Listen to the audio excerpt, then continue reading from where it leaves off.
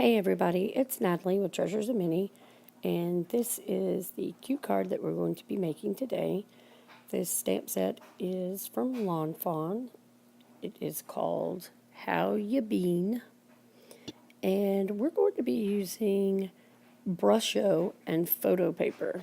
I think you guys know since I've had surgery, I've been having to do a lot of this from the recliner in the living room, and I discovered photo paper and Distress Oxide inks.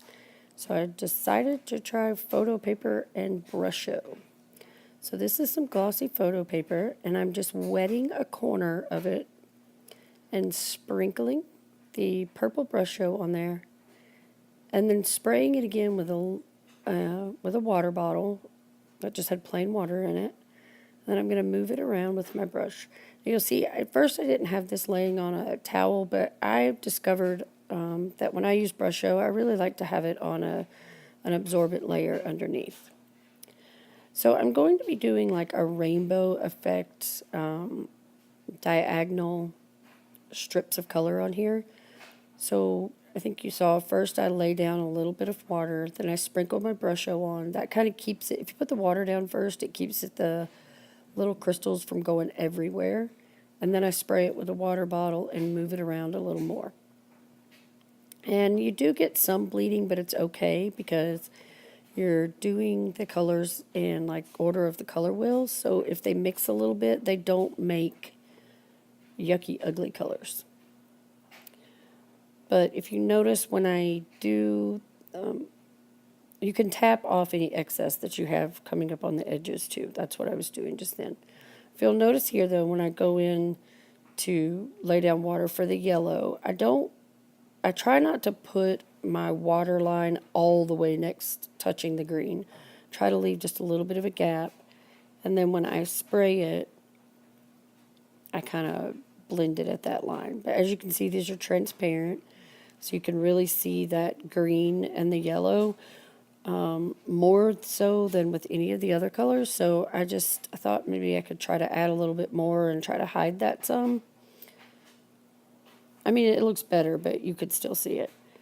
I was just using my stamp packaging to keep the water from spraying on this last little corner of my paper. Because when you do spray this, you will get some, like it kind of splashes and makes it move. And since I've only got a small amount of photo paper left here, and I still need to get in 2 more colors, I kind of put this here just to kind of keep it from spraying too much onto the white area. And I do not remember which colors I used. I just picked a blue, a purple, a blue, a green, yellow, and orange. And maybe in the description below, I could put the colors I used if I can remember them.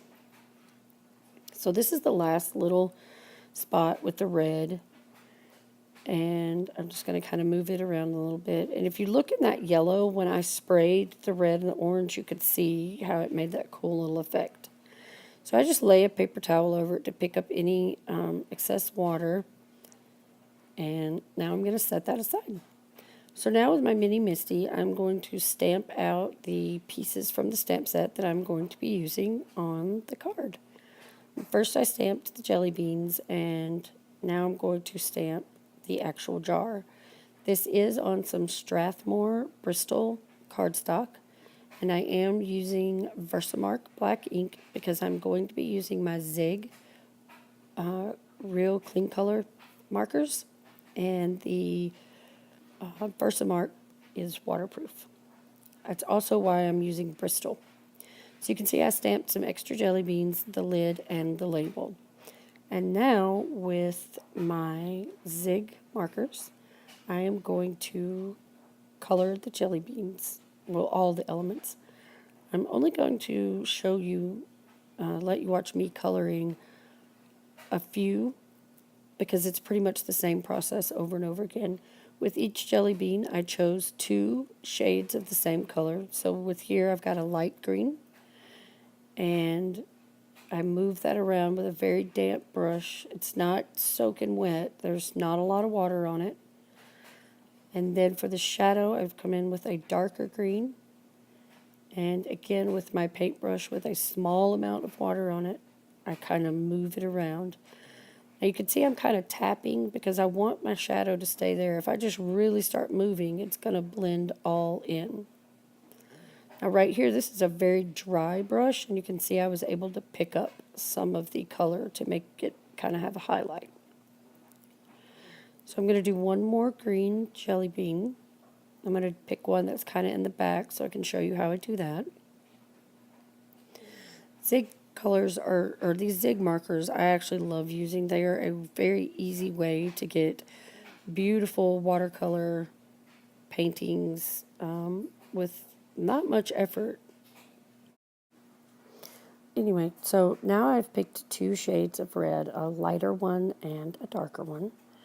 And if you'll notice, I never hardly ever fill up the entire space with the color, and that's because you can move so much of it around with a damp paintbrush. So I'm moving the lighter red around, and now I've gone in with the darker shade of it, and I'm adding it where I want my shadow, and I moved it around.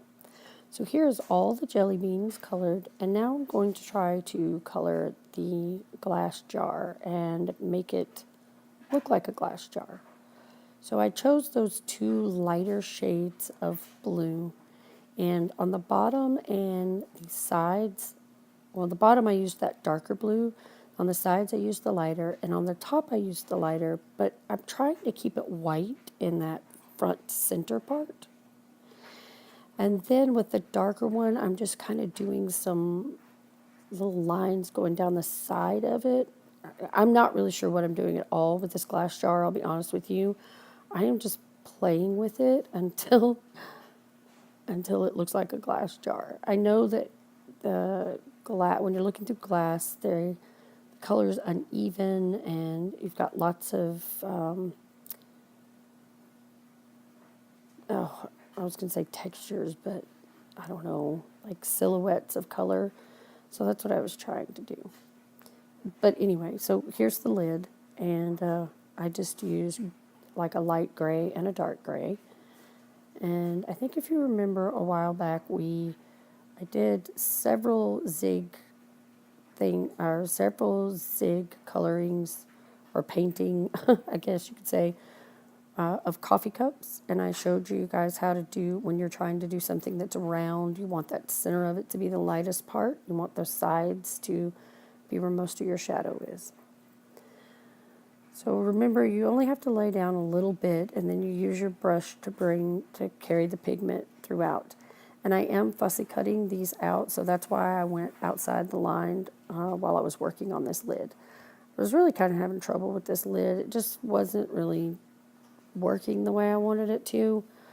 For this last part though, instead of getting a wet brush and pulling my pigment even more, I just grabbed my lighter gray and I used it to pull out some of that darker color.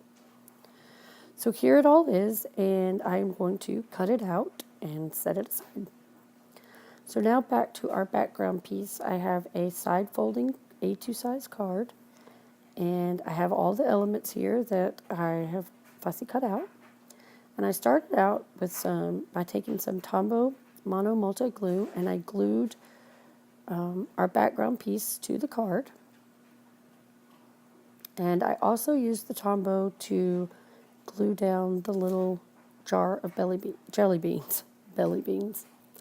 Now for the label, I stamped on it jelly beans. That was from the stamp set, but I used like some of the dimensionals, like the foam dots that give you dimension, to raise that up off of the card. You can see I've also used that here for the lid because I want it to, I don't want it to sit flat. And now with some Tombow, I am gluing the extra little jelly beans down. So in these two, I'm just going to glue them flat on the yellow and the red. But the orange one and the purple one, I'm going to pop them up on some of those little like dimensionals as well, just to give it some more depth. Now I needed a saying, and I really thought that it would be cute if I had a little chick saying happy birthday. And so I used this lawn fawn set. I just stamped out the bubble and the chick, and I colored the little chicken with some zigs, and then I'm going to fussy cut these out. So once I got that fussy cut out, I'm going to glue the little chick down just flat. Since the jar is flat, I needed the chicken to be flat. Otherwise, his feet would look like he was like hovering. But the bubble I did pop up on some dimensionals. And this is one of my favorite little pens. This is a Jelly Roll pen, and it's a glaze. It almost does the same thing as Glossy Accents, but it's in a pen form, and it's not quite as puffy, and it dries really quick. I love to use this pen to go over lettering that I've stamped out because it gives it a shine. It's like, well, just like Glossy Accents would, actually. And speaking of, I'm going to use some Glossy Accents on the little chicken, and I end up also doing it on one of the other jelly beans. But right now, with a white Jelly Roll pen, I'm going to try to come and add some more highlight areas to this glass jar just to kind of hopefully give it more of a glass look. I'm really not knowing what I'm doing when it comes to this. I'm just putting ink down. My Jelly Roll was skipping a lot, which actually turned out to be a good thing right here. But by the time I got to actually doing the little highlights on each little jelly bean, it was flowing well. But just keep in mind that when I did it on the jar, it was kind of skipping. And I think that effect like really helped the highlight area on the jar. So I just went through and put these little, like, it's almost like where light would be hitting it all over. And I only put Glossy Accents on this one jelly bean. I just thought it needed it. And here is our pretty, pretty card. This is for, oh, well, she's not my niece. She's my ex-husband's daughter. But we're all really close, and she turned 6 on the 1st, and so I did this birthday card for her. And right here is what we ended up doing on the inside. So I hope you guys enjoyed, and please give me a thumbs up and hit subscribe. Remember, you can also find me on Facebook at Treasures of Mini Craft Corner. And yeah, that's about it. I hope you guys enjoyed this, and hugs and loves from my craft room to yours. Bye.